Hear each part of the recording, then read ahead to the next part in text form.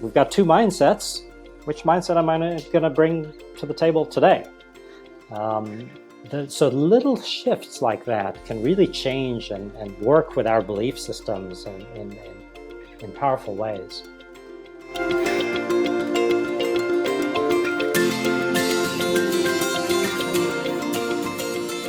Is your desire for personal and professional growth greater than the discomfort of growth? If it is, you've got a far greater chance of achieving your desired end result. Today's guest is Aneace Haddad, a renowned global nomad, executive coach, and author of the mindful leadership book, The Eagle That Drank Hummingbird Nectar. In this episode, you'll learn Aneace's 5-step framework for personal and professional growth. He knows from the many executives he's worked with, if you loosen your grip on your own labels and embrace the journey with a lighthearted approach, it leads to remarkable results. This is the Culture of Leadership podcast. I'm Brendan Rogers. Sit back and enjoy my conversation with Aneace. Aneace, how about you tell us a bit about your purpose or your drive for writing this book? Right, okay. So I wrote 2 other books 20-something years ago in payment systems back when I was running a tech company in France. And I've had a drive to write another book. I thought it was going to be a similar book, kind of how-to on the things that I've learned since selling my company and moving into coaching and facilitation. And I had a first manuscript, but I found it was really dry and boring. And I discovered that I didn't want to just put out another how-to book because there's so many of them. So I decided to come at it from a very different direction through fiction, which the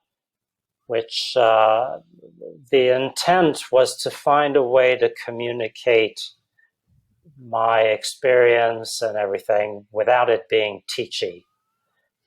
So through telling a story, that was the format choice, which proved to be extremely difficult. And I had like 3 writing coaches working with me at various times, and they would read a section and say, "You're teaching, you're telling people stuff here." And I go, "No, I'm telling a story." They said, "No, read it." So I discovered that I was really good at camouflaging my advice giving in a story. So I had to it was really deep work to remove that in order to just really tell a story on personal transformation later in life, the difficulty that senior executives go through in personal transformation for all things that are universally applicable, but also some very specific areas on why it's difficult for senior executives. I guess it's quite ironic too that you were going through a bit of personal transformation in the process of doing that when that's also the focus of the book. Yes. And since going through that, I've come to quite a solid conviction that, and I will tell this to the people that I coach, if you want to lead transformation in an organization, you need to be in transformation yourself. You need to be struggling with the messiness of that transformation. Otherwise, you're teaching transformation and you're not really leading it. And that was from that firsthand experience of going through that while writing my book. And I'm really convinced of that now, that a leader who steps outside and says, "Hey, we need to change," it doesn't really do it. But we're changing, and here's how I'm struggling with the change myself. That becomes leadership as opposed to just telling people change. Do you find that that's something that holds leaders back, that they're uncomfortable with the messiness of whatever a transformation may look like for them from a personal perspective? Yeah, and it's scary. So I show this a good bit in the book. We get to a certain point in life because of our authority and expertise and knowledge and everything built up over years, and we are paid to have answers. bring solutions to the table. And then at some point, something shifts and you don't have the answers anymore. And your answer to anything really underneath is, I don't know. And that's an extremely scary place to be in, but that's the only place you can honestly be in. Anything else is pretend. And it's very difficult, but the most successful leaders figure that out kind of intuitively, and they're able to live with it. For a lot of others, it's learning that. So that's a lot of what the book is about, is making it okay to not know. Not only okay, but that's the place you should be if you're doing something brand new you don't know, and still being able to function at a high level even when you don't know.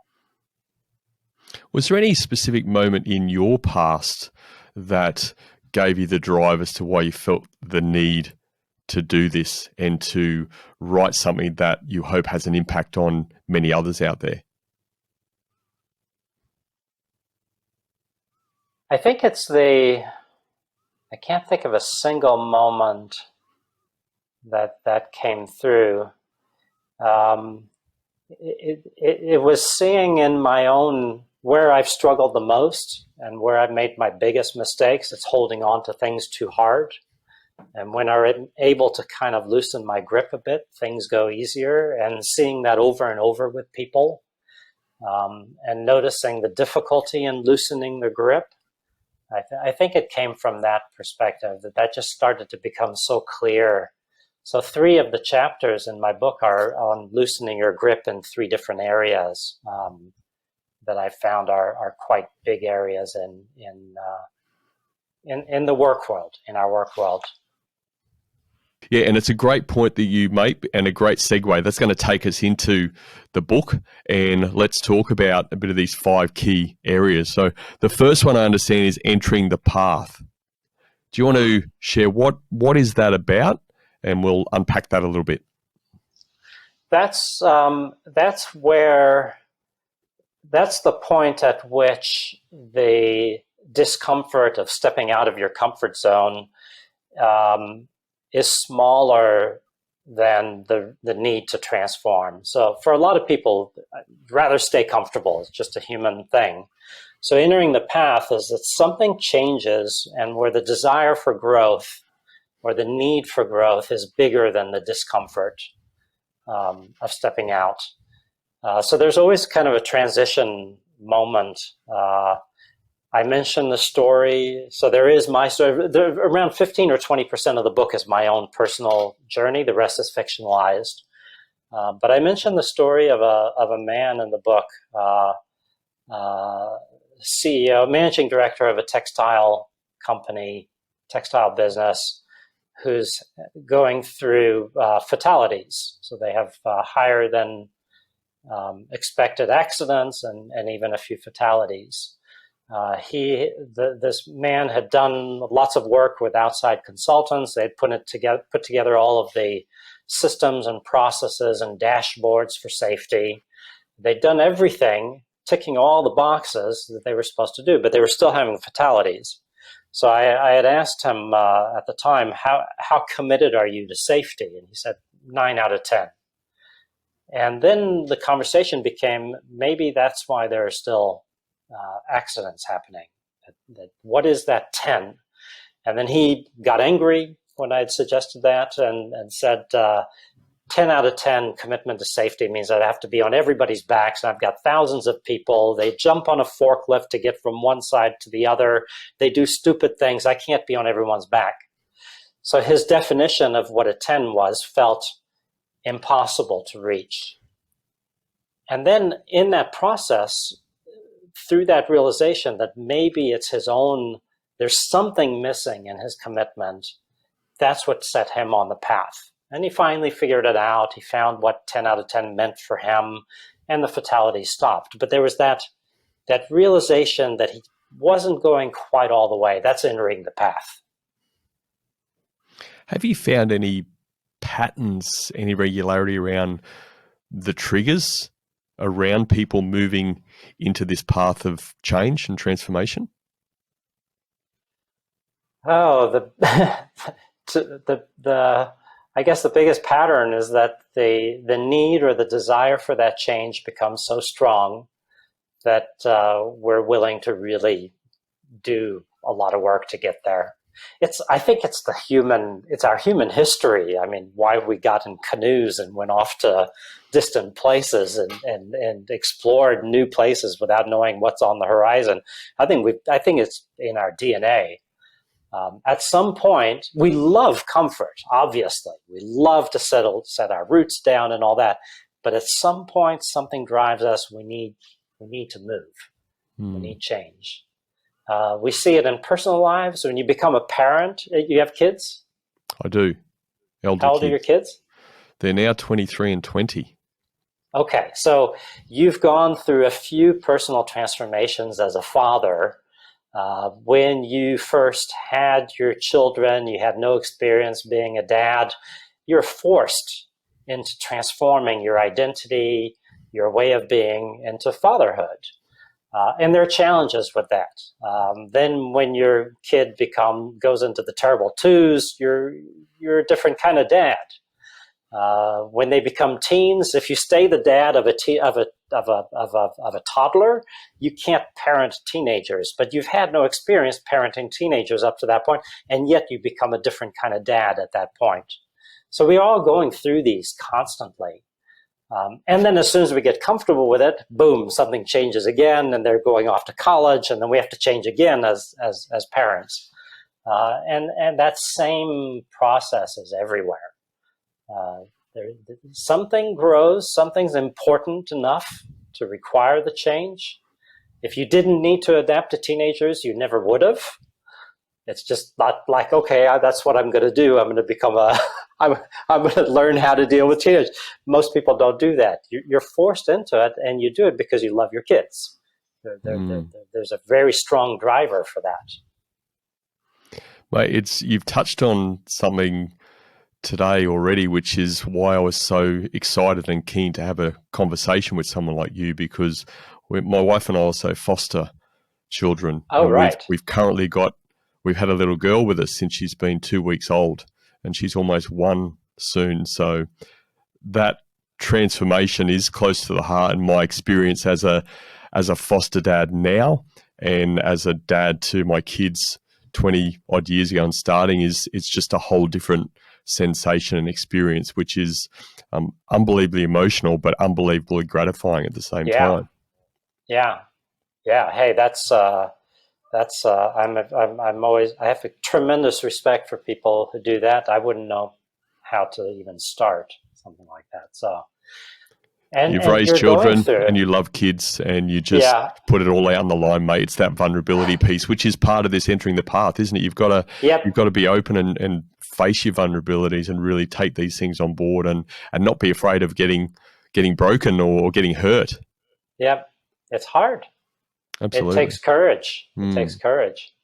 So that's why it's the first chapter of the book. It's a first step entering the path, because it is a conscious choice that takes courage. So taking courage, I get that. What stops people from entering the path? Obviously not being courageous, but are there other some fundamental things there that stop them? Yeah. I mean, just generalizing and looking at that from outside, it's easy to say it's fear of change and all that.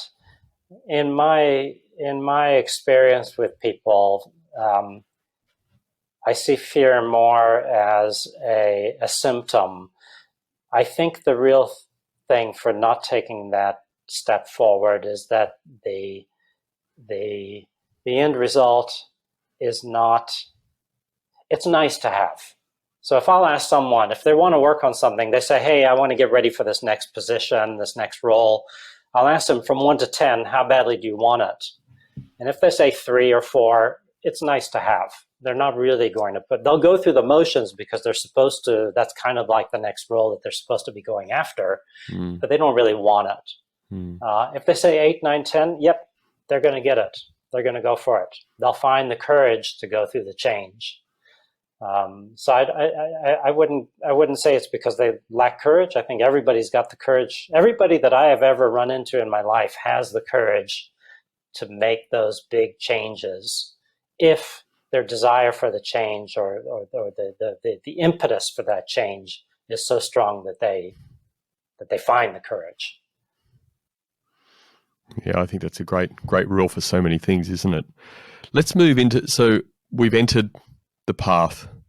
I've wanted to make some change. I want it bad enough. I need it bad enough. There's this burning bridge desire for me to help it. Let's move into, I love this, what you've called the chapter, seeing into the beautiful abyss of the mind.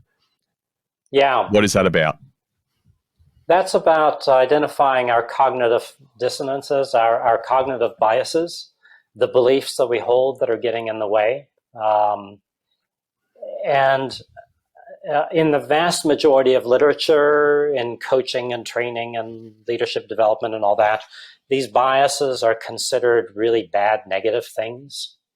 And I look at them very differently. I think they're short. They're neurological shortcuts that allow us to function much easier in a very complex environment. And 99% of the time, they're very accurate and they work well. Like if I step into the street without looking, there's a chance I get hit by a car. That's a very solid belief. It's a bias. It's baked in. We look around and then we step into the street. Every once in a while, we have a few of our biases that get in the way. And this chapter is about beginning to, number one, admire the way our brains do that. And so that we don't get into a wrestling match with our biases. It's more a training the biases, relearning. So, for example, with the gentleman I described earlier, his belief was that 10 out of 10 commitment is impossible because that means I have to stay on everyone's backs and people are idiots. That's kind of a 30-second summary. He had to work on that to realize that maybe 10 out of 10 commitment didn't mean what he was thinking. It meant something different. And people aren't idiots. They don't want to die. They don't want to have accidents. There are other reasons that they might jump on a forklift. And maybe I can look at it as how I'm creating an environment that encourages them to jump on forklifts. So it's it's a wrestling with these biases in a more gentle way and then trying to beat them out. But it's identifying them, respecting them, learning to live with them, helping them transform a bit so that these beliefs are not holding us back so much. And how powerful are these biases and that term limiting beliefs in stopping us moving forward? They're pretty much the tool that we use in our brains to justify staying where we're at. It's a very powerful tool. I was coaching a man in Malaysia. Was this in my book? I don't think this made it into my book. He's a senior leader at a company in Malaysia, overweight, smoked, not very healthy, 43 years old, I think, at the time. And he told me he wanted to work on his health. And he says, but don't tell me to quit smoking. I said, I'm your coach. I'm not going to tell you what to do or not do. And as we spoke, he kept saying, anyway, it's in my DNA to die young at 50, 52. And so we unpacked that. It turned out his father died of some heart disease or something, early 50s. A couple uncles died. So he had created a belief in his head that he was going to die at 52. He had no vision. When I would ask him, where do you see your life going to in the next few years? He had no vision beyond that date. So in essence, he was doing everything to kind of make that belief real. So I shared with him, we started exploring people in his family that did not die at 50, 52. And he actually discovered there were lots of people that didn't. So it started to stretch his belief about the future, which allowed him then to develop a dream of seeing his youngest daughter get married, which would then be like 20 years later or something. So we're looking at late 50s, early 60s. He finally went to the doctor and had an annual physical, which he hadn't had in a few years. And his wife was a doctor also, by the way. So this whole thing was quite complex and preventing him from moving forward, all because of this belief that all the men in his family die at 50. So it's a story we tell ourselves among the hundreds and thousands of stories that we tell ourselves. It's some of these that really prevent from moving forward and get in the way. Those are the ones that need to be looked at. So the idea in the second chapter is shining light on those beliefs so that once you shine light on them, they usually just kind of crumble and fall away. Mm. And just referring to that example, but does this rule apply for many of these limiting beliefs, is that you start to overcome those limiting beliefs, breaking those down through logic? Pre-logic, I would say, is simply looking at them. Very much like we'll tell kids that have nightmares about someone chasing them. One way of dealing with that is for the child to try in the dream to turn around and ask the monster or whatever it is, what do you want? And adults do that as well. And usually this scary thing just kind of dissolves.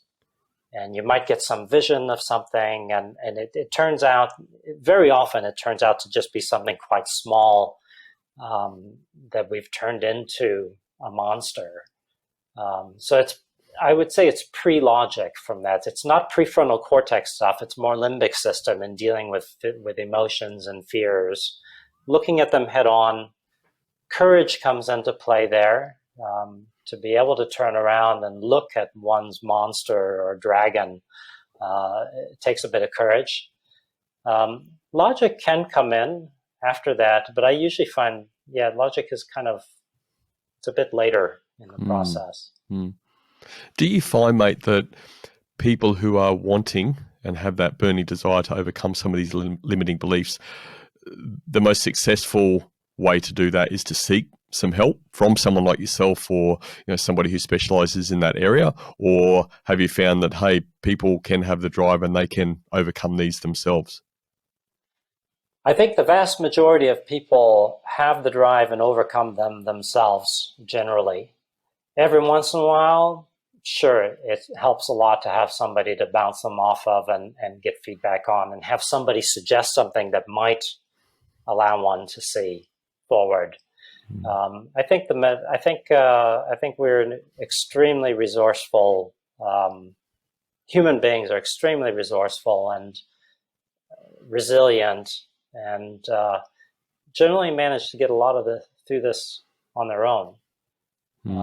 I'm speaking of vast majority of people, generally healthy. Again, so I've mentioned this a few times. I need to give a caveat. I don't do anything in a clinical session environment, so nothing that I say can relate to people that really have some psychological issues that need professional attention. I work with healthy people that are generally succeeding quite well, and just want to kind of tune things up a bit. Understand. What's the indicator for you in this area that people don't have what it takes to move forward, to move past this barrier, this hurdle? I've never seen that situation in the world that I live in. I've never seen that. Okay, I've seen people deciding, actually, I don't want that thing. Making a clear, conscious decision. Yeah. I've seen that. Usually a little younger, usually in their 30s, maybe early 40s. There's a realization, occasionally a realization, actually, this kind of line that I'm going down, that's my parents' stuff. I don't really, especially in Asia, there's more of that than in the Western world. And that realization can be scary in itself, but it opens up new pathways. Someone doesn't have what it takes. I really have never run into that. Okay. The thing that they're going after, they generally have what it takes to get if they really want that.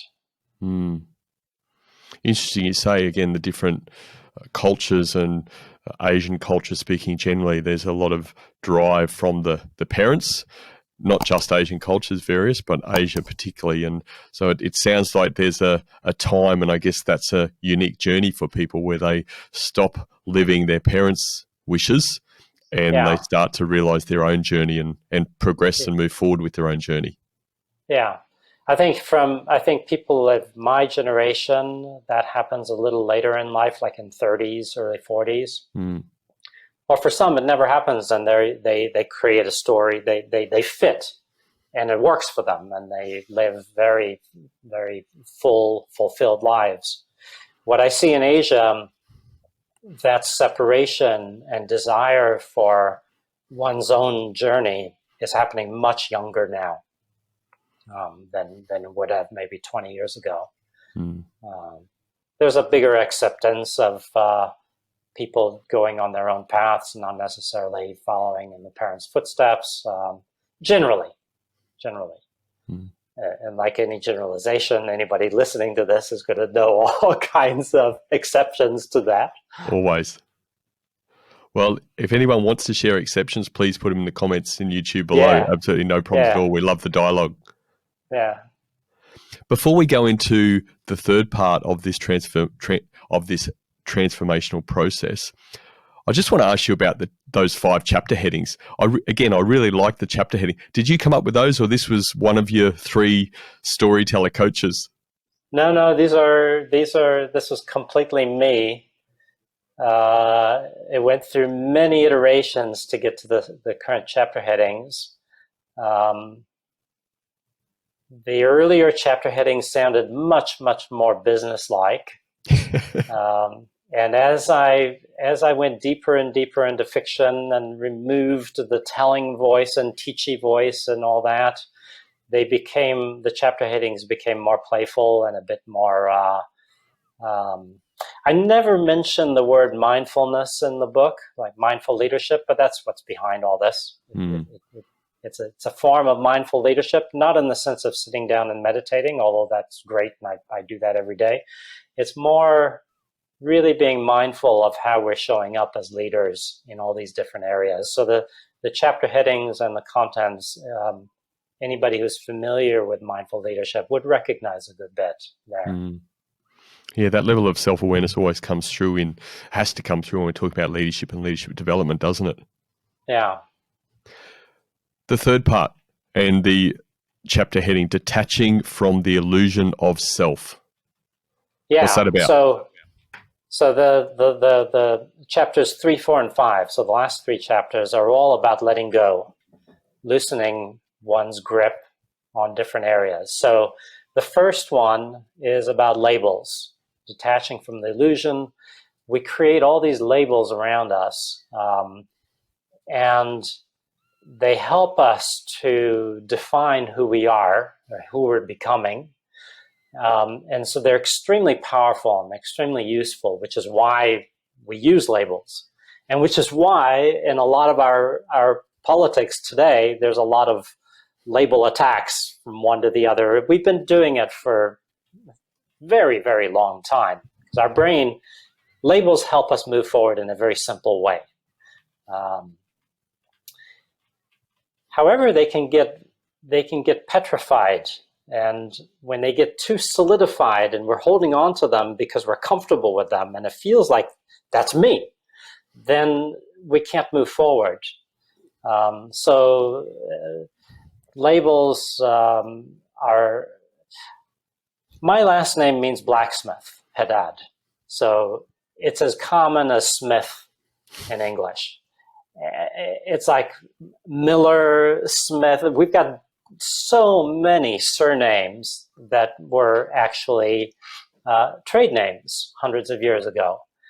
But the trade that we got involved with hundreds of years ago was so solid that it became part of our identity, and it would go on from father to son. It would go down the line until we woke up and said, hey, we don't have to be that same trade all the time, and that trade is dying. I need to be something new. Do I need to change my name? So things became less fixed through that. In the same way, lots of other labels. So this whole chapter is about having a looser, lighter, more playful relationship with all of our labels, so that we're not holding them so rigidly, so that we can let go of labels and adopt a new label and see it as transitory as opposed to something really fixed. This is my personality. So that whole area is a way to look at ourself, even our sense, any sense of identity, as being something that is flowing and growing and in transition. And how do you move people forward? What do you suggest to people who there's some power in labels, as you said earlier, but you don't want it to be a barrier for progress and for growth? How do you encourage that change, that mindset shift? Part of it is linking it. Part of it is rational, where people see that, yeah, I have changed. Before you were a dad, that wasn't your label, wasn't your identity. You became a dad, that became part of your identity. So we do see these things. A programmer. I was a programmer originally. We see it in the work world. When I first started managing people years ago, if I kept thinking of myself as a programmer first, I'd have a lot of trouble managing people. I needed to add this new identity of manager. Some people succeed in keeping the old identity of programmer and becoming a very technical manager. But even then, at some point, they need to let go of that identity of programmer and say, okay, I can program, but I'm really a manager. We've all gone through that countless times. So part of it is realizing that I just described. And that's easy for people to pick up because they've seen it in their lives. Another part is an exercise that I use called Not This, Not That. And I describe it in the book. It's coming up with labels, preparing a list of labels, and then going through each of the labels and using air quotes to say, I am not that. So for example, for me, I am not an American in Singapore. And the quotes around it loosen up the brain. The brain says, okay, I am an American in Singapore, but there are the quotes. What does that mean? And when you say that, you start to see some of the beliefs that we carry around those labels that maybe aren't very useful. So for example, I'm not a dad. I'm not a father. It feels weird at first. The brain goes, of course I am. And then the quotes start going, well, okay, well, all right. No, I'm not that kind of dad. I used to be that kind of father. I'm not that kind of father anymore. So it just loosens it up, and we're able to see some of the baggage that we've added around certain labels that maybe don't serve us anymore. That's what I call loosening up. It doesn't make it disappear, but it loosens it up so its hold is not as strong. I think just in regards to labels, Aneace, that you could have an absolute job for life just in that area, because as you said, labels in society, it's almost like, again, I'm speaking very generically, but it's almost like people want labels and they want to sort of proudly wear these labels around things, which maybe provides for them or gives them other benefits and things like that. But in some areas, as you say, it holds them back. And I like your view on loosening the labels. It's what's coming through to me the whole time is it's not this fighting of whatever it is, if it's a label or this change, this transformation you're trying to make, it's acknowledging and almost dancing with it so you're in tune. Exactly. And then you can adjust it. Exactly.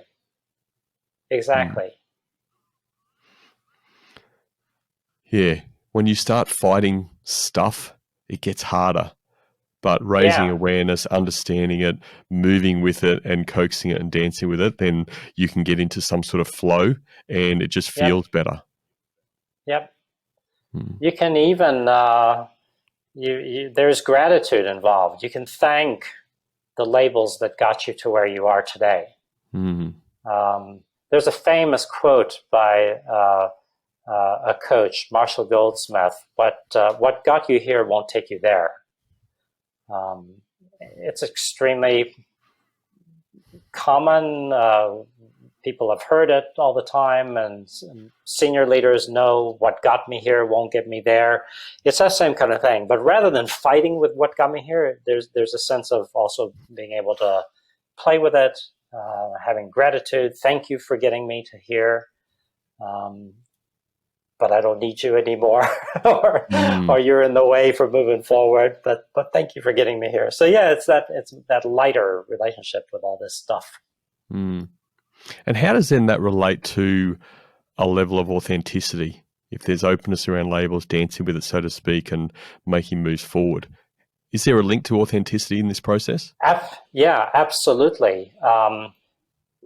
You start to realize that your authentic self is none of these labels. That there's something beyond the labels that's your authentic self. And you just kind of get glimpses of that. So rather than pretending to be a certain label, it allows you to say, okay, I'm wearing that mask right now, but you realize it's a mask. So your authentic self can more easily appear. As a coach in your space, seeing that must be enormously gratifying as well. Just as it must be almost like a bit of a cloud moving or some shackles being released, and then you probably see something in the eyes, and the moment to take forward just blossoms from there, I imagine. Yeah, that you're describing the moment when they see the moment. The person you're speaking with sees the moment. That's always really beautiful. Let's move on to the next area. Relinquish the lust for control, empowering others. And again, you referred about letting go. Tell us a bit more about what this area involves. Yeah, so control is necessary, especially in business. We need control. We need the dashboards. We need numbers. We need KPIs. We need things to be measurable. Otherwise, we can't move things forward. That's why I use lust for control. It's beyond simply it's beyond simply control. It's really grasping onto control out of fear. That I don't have the answers. I don't know what's going to happen. I don't know what to do next. So let me control things even more. I'm not sure I can trust these people to do the stuff that I've empowered them, I've delegated to them. So let me control them even more. As opposed to saying, okay, I'm scared to death because if they screw up, my neck's on the line with higher ups. Gulp, I better just let go anyway and let them succeed because I chose them. They're my people. I've groomed them.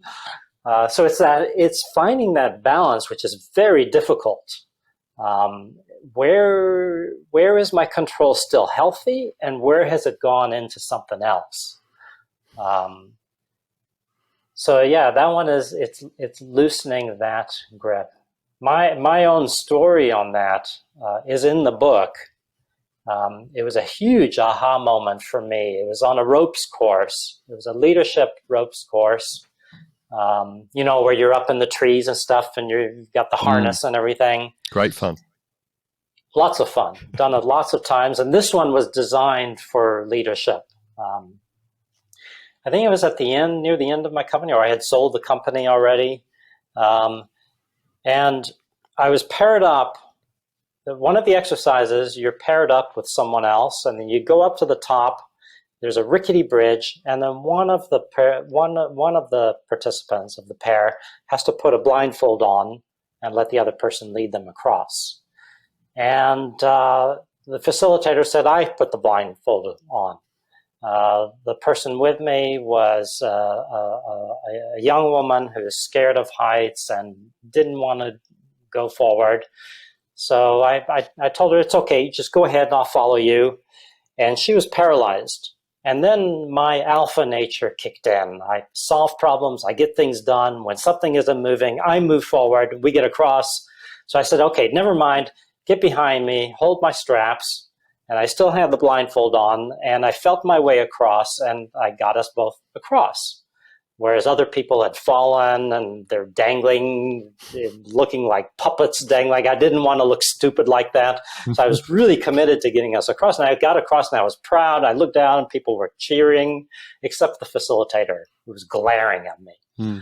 I came down and she was saying, "What the hell were you doing up there? You wasted the opportunity for her to lead you."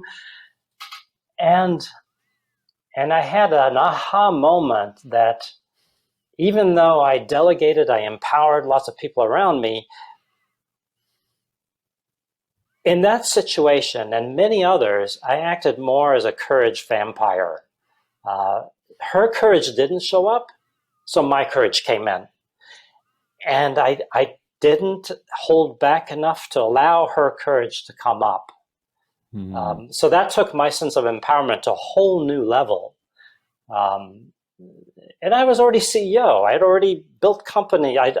So these things can be learned. It can take a long time to learn them, but that's that notion of empowerment where you're able to put your own courage aside so somebody else's courage can inflame, ignite, was very new to me.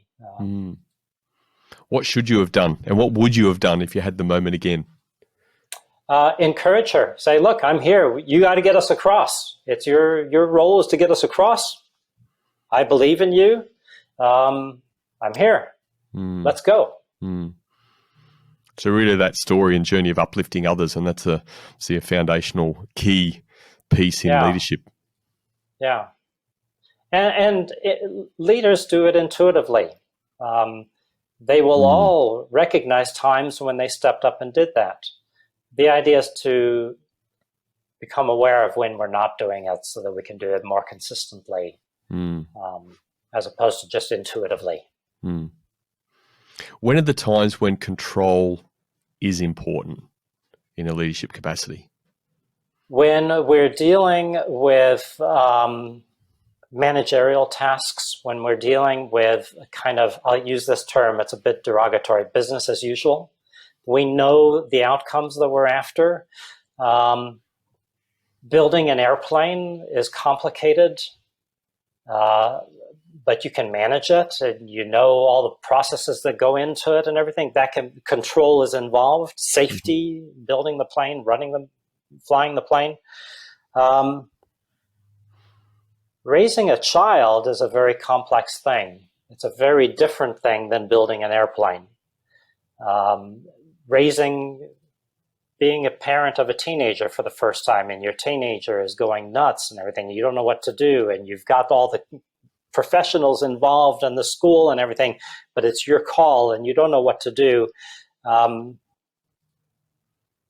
Control can get in the way in those situations when you're dealing with very new things. You need some control there, but there are certain areas where you can't. Control will not get you past that. It won't produce the result. It takes something beyond. So there are people that will revert to control and have more control when the situation is ambiguous and changing, filled with uncertainty. But it often falls apart in those situations. You can have control for the areas that are less ambiguous, that are involved in that particular thing, but there are areas where it can't be used anymore. It feels like to me that call it line in the sand is that where there's the opportunity to elevate others, relinquishing control is a good thing. And there's other things that you've shared as examples where there's always an element of control needed. Would that be fair to say? Yep, absolutely. Yeah, because your control of the situation doesn't allow the other person to solve the problem on their own and grow from it. Back to this word lust. Again, I love it because it's almost like lust is ironically something that's difficult to control. So they're difficult to control the controlling nature they have. Very good point. So with that said, and the ironic piece of that, how do you work with people to get to control that level of lust so that it downgrades from lust and being an awareness around what they're doing and how they can manage it? In a lot of my coaching sessions, when some of those conundrums come up like that, I laugh. And the executive starts laughing too. It can be very serious people, but there's I find it humorous, the complexity that we're involved with, because we're such complex beings, paradoxes, and I think that by laughing at those paradoxes, they become a bit easier to live with. And live through. If we take ourselves too seriously, we've got so many of these complicated paradoxes. We just can't. I don't know how we deal with stuff. It's interesting. A great point. Even just reflecting on, I guess, the seriousness of my question, but then your laugh actually dropped the level a little bit in a good way, just by how you laughed about the situation. So I could see how that can work really well, to be honest. Yeah. Interesting approach. Embrace the joy of a lifelong beginner. The final piece of the puzzle. I love that one. Yep, I love What's it that about? one. That is, we build up authority and expertise. So earlier, the control and all that, well, there were the labels with the self, the control, a lot of it based on knowledge. The last one is on the authority and expertise that we build up over decades. And we become so attached to that it's difficult to be a beginner again. I used to give, when I was running my tech company years ago, it was a payment software company, so my clients were banks around the world. I started the company in France, grew it to 30 countries. So there were large banks around the world. Barclaycard in the UK, ANZ Bank in Australia, New Zealand, Commonwealth Bank out here. It's Maybank in Malaysia, BPI in the Philippines, Visa, MasterCard, Amex.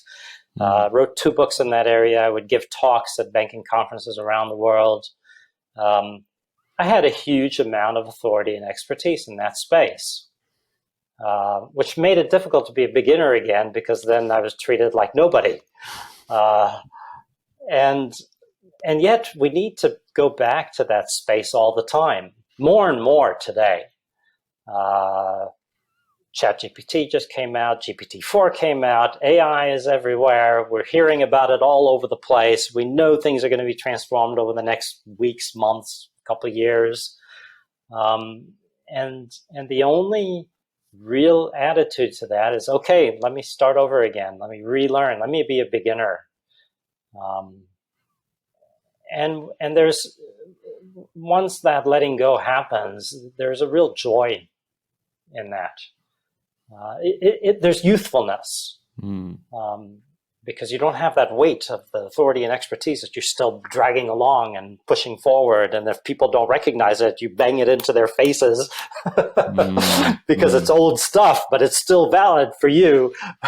I can see where that becomes super powerful and I guess a lot easier if we look at, say, that letting go scenario through 3, 4, and 5, but the releasing of the labels, dancing with the labels a bit more, not just making them own you, and then removing or reducing the lust for control, and then enables that process to encourage the curiosity, I suppose, in that new learning and looking through a very fresh lens. Yep. That's why it's the last chapter of the book.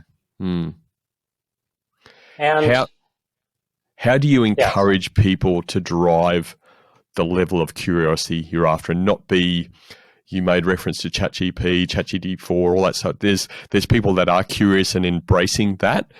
And I reckon there's a hell of a lot more people who are sitting there very scared about what it entails for them. How do you move people around that?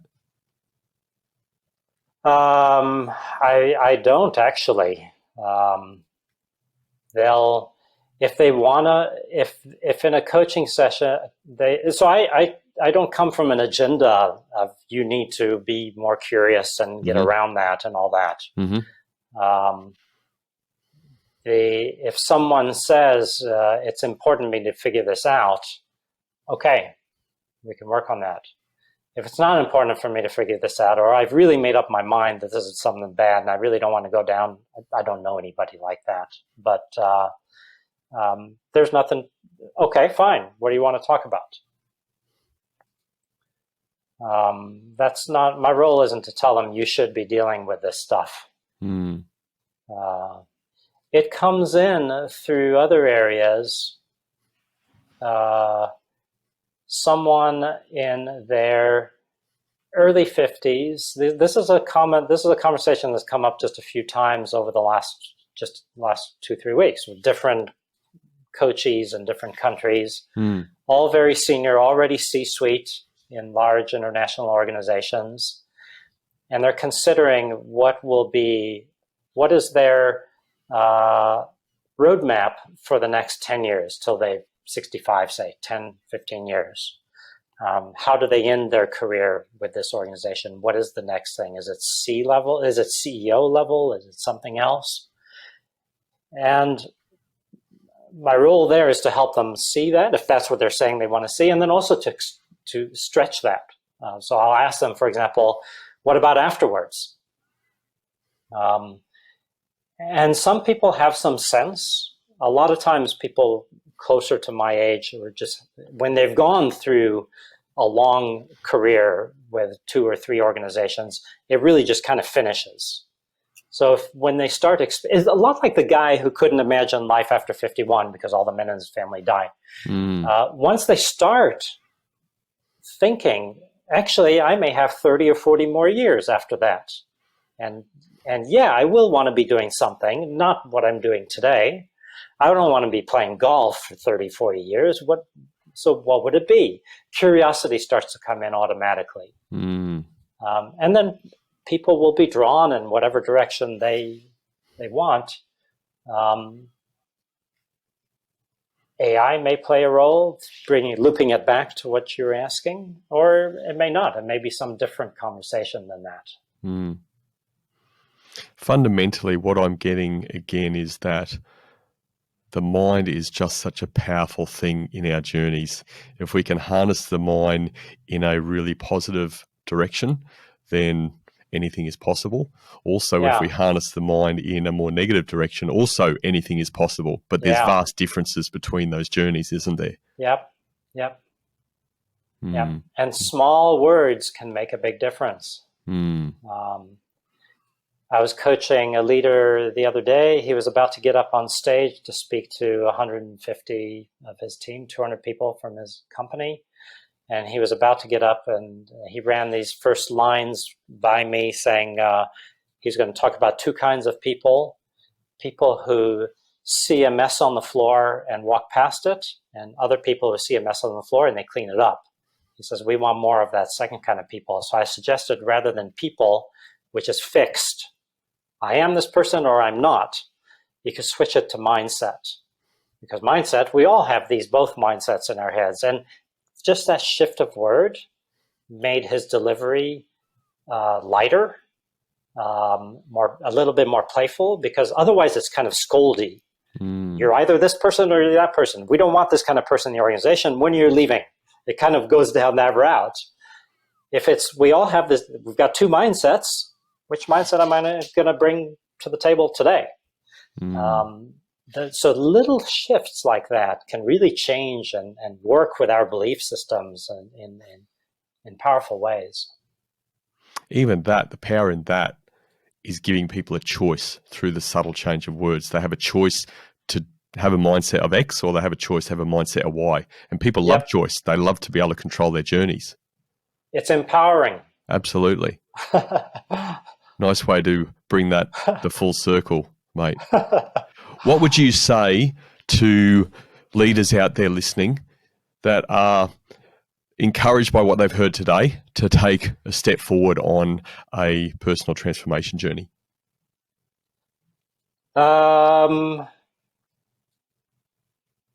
I would say, um, what a wonderful journey you're on. You're already making that choice. You're finding a desire in it. Have fun on the journey. Um, look at it as a look at it. Try to find the humorous aspects of that journey. Make it as light as you can and fun, and enjoy it. God, it's part of being alive. It's a major part of being alive. Love it. We certainly can take ourselves a bit too serious at times, and particularly when you're in fairly serious roles and responsible for so many people, that raises the seriousness, doesn't it? Have a Yeah, laugh. Have a laugh yeah, at yourself even more. yeah. Now that story I told you about the man with the fatalities, I would not be having this conversation with him right now. Different Um, scenario. very different scenario. Very different. I Very get it. different. I get it. Aneace, final question. What's the one thing in your journey that's helped you become a more confident leader? Have I become a more confident leader? I guess I have tremendous self-doubts. What makes me confident is when I'm focusing on others, when I am coaching. Around a third of my work is one-on-one coaching. 2/3 is facilitation of leadership workshops, usually top team journeys. When I'm working with people, my confidence is there, my courage is there. I'm focused on them. When I'm off the call or out of the room and back in myself, I don't know how confident I really am. What you're saying, you're on this personal transformation journey every day of our life, which is very true. Yeah, We're all on it, aren't we? yeah, yeah, yeah, yeah. I Mate, think the day that I'm not is would be a sad day. absolutely. I did lie. I didn't mean to lie. It's not the final question, because what I'm also very interested to know, and I reckon our listeners would, given your background and a very long time in the tech side of things, what took you from this very rational and logic world into very illogical and irrational at times world? When so I sold my company when I was 47. I'm 63 now, and I thought I was going to be a serial entrepreneur because I thought there's nothing else I know how to do. And I discovered actually that what gave me the most pride was whenever I'd hear of somebody that worked for me that became a CEO, CTO, CFO of another company, um, that gave me tremendous pride, more pride than the technology. And when I thought back to the mistakes I had made over the years, and I was grappling still, what could I have done differently? They were all human related. They weren't technology related mistakes. All that stuff I couldn't even remember. So I think it was that realization that took me into that space. At first, I became a mentor to entrepreneurs. That was easy. Um, and then that mentorship became coaching. I started avoiding, for a few years, I did not coach anybody in the payment and banking space because I knew that space too well, until it had grown so much that I didn't know anything about it anymore. So it shifted. Uh, it really came from that realization that what I was proud of the most. I got an email just a few weeks ago, somebody that we had hired 25 years ago almost as an intern in accounting. He's now a managing director of a company. I knew him, but I didn't know him really well. I didn't really work with him directly. He wrote me a very long, gushing email on that period of his life and how it had defined him and helped him. And that's 20 something years later. So it's that pride in people that really sent me in this direction. Hmm. So Great I story, have a mate. little quip that I put on my book and my website. I discovered with astonishment that I liked people more than computers. But it's true. That's what it was. I'm with you. People are far more fascinating and exciting than computers. Mate, really great story to share to finish off our conversation. Thanks, Maria. It's really a great story because for me, it's the pinnacle of leadership, your ability to elevate others. So well done. Thank you for that. Mate, you've been a great guest on the Culture of Leadership podcast. Really appreciate your time. You've got a very calm, soothing approach about you, which is, I'm sure, a really positive aspect and gives that feeling to the clients and the groups that you work with as well. So I'm sure you have done great things and will continue to do great things in the future. Once again, mate, thanks very much for being a wonderful guest on our show. Thank you so much, Brendan. It's been a real pleasure talking with you. Thank you. We're all on a personal transformation journey every day of our lives. Leaders choose to walk the positive journey path. These were my 3 key takeaways from my conversation with Aneace. My first key takeaway: confident leaders embrace the discomfort of transformation. Recognise that the discomfort you might feel during personal and professional growth is smaller than the need to transform. The desire for growth should outweigh the temporary discomfort, motivating you to enter the path of change. Courageously choose to step into the change zone and fully commit to the process. My second key takeaway: confident leaders confront biases and redefine labels. Take a deep dive into the abyss of your mind, identifying and challenging your beliefs, cognitive dissonances, and biases. Rather than being held back by biases, shine a light on them, unpack them, and realise that they often aren't rooted in reality or actual outcomes. By loosening your grip on labels and embracing a looser, more playful relationship with them, you can move forward authentically and experience a greater sense of satisfaction. My third key takeaway: confident leaders relinquish control and empower others. Find the balance between necessary control and unhealthy micromanagement. Avoid acting as a courage vampire by allowing others' courage to shine through. Empowerment lies in putting your own need for control aside and elevating others. Remember that relinquishing control can lead to remarkable outcomes, especially in times of uncertainty. So in summary, my 3 key takeaways were: confident leaders embrace the discomfort of transformation. Confident leaders confront biases and redefine labels. And confident leaders relinquish control and empower others. Let me know your key takeaway on YouTube or at thecultureofleadership.com.